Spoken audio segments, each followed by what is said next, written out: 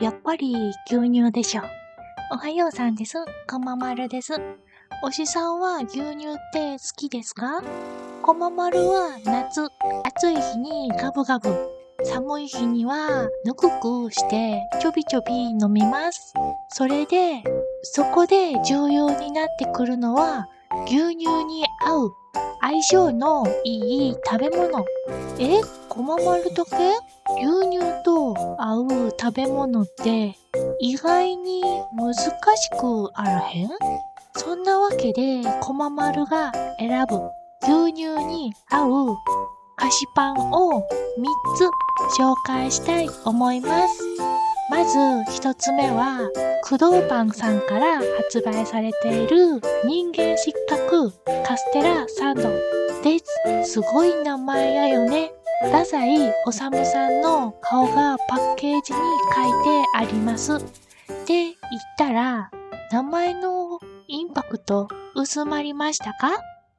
このカステラサンド、名前もさることながら大きさと形も楽しい仕掛けが施されてます。それは大きさがほぼ小説の単行本と同じなん。一回見たら忘れられない思います。味はめっちゃ素朴です。口の中の水分奪っていくタイプのパンなんやけど、それが牛乳とめっちゃ合うんです。二つ目はオリオンベーカリーさんから発売されている力あんパンです。こままるはパッケージのお相撲さんのイラストの印象が強すぎて、お相撲さんのパンって言っちゃってます。このパン、平たくて食べ応えがないように思われるかもしれへんねんけど、めっちゃ食べ応えがあります。パンの生地はもちろん美味しいんやけど、パンの中にお餅が入ってるんです。そのお餅がめっちゃ美味しいの。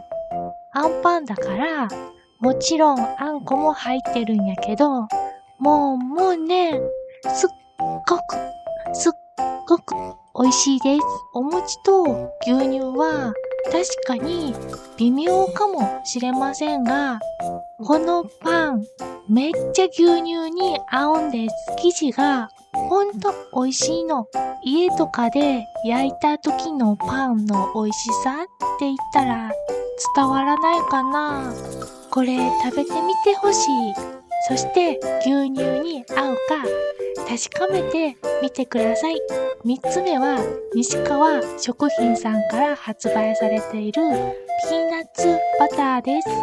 こままるピーナッツ苦手なんやけど、このピーナッツバターパンは何個も食べれんねん。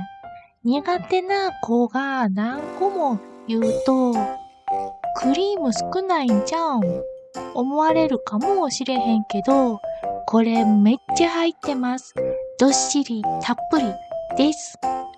パンの生地の部分がちぎりやすくなってるので、真ん中のクリームをちぎったパンにたっぷり乗せて食べるのもいいし、かじりついても美味しいです。パンはあんまり甘くなくて硬くはないけどしっかりした生地なので、これも牛乳に合います。気になるパンとか食べたことあるパンはありましたか？どれも美味しいパンばかりなので、機会があったら食べてみてくださいね。ここまで見てくれてありがとうございました。また次の動画で会えること楽しみにしてます。じゃあまたね。